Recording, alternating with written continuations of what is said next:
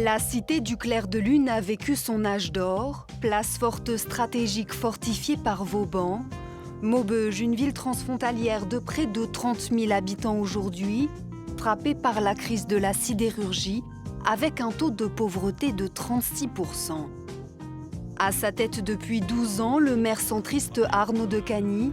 Ses mandats, il les définit comme bâtisseur. Dans quelques semaines sera ouvert le BTP CFA, c'est un centre d'apprentissage qui va accueillir plus de 300 apprentis. Et il y a 4-5 ans, il n'y avait pas beaucoup d'apprentis sur la ville de Maubeuge.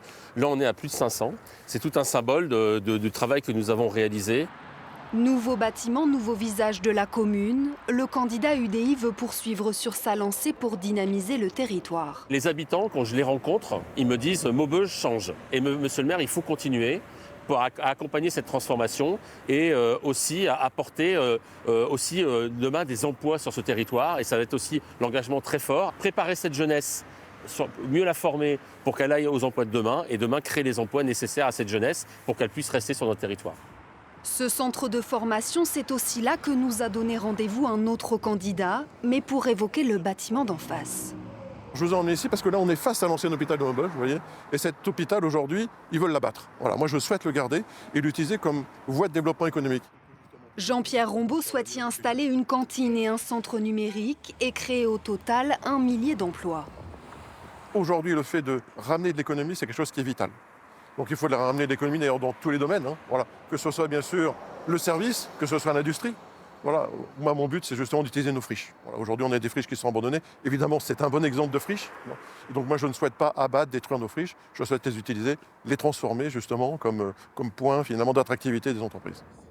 À gauche, Sophie Villette se présente sous l'étiquette PS. L'élu d'opposition veut changer le regard posé sur la ville. On a souvent une mauvaise image de Maubeuge.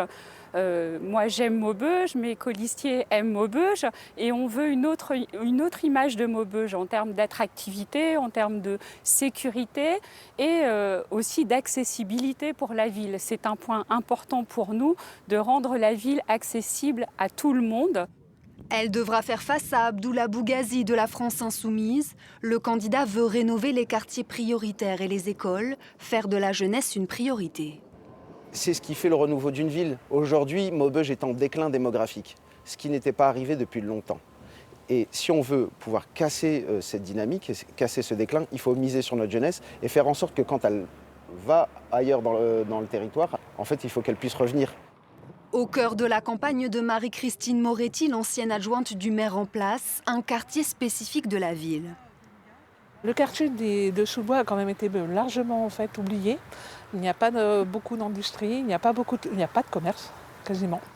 Et on a besoin en fait, de l'emploi aussi très local. Le parti de lutte ouvrière est représenté par Laurent Léropte.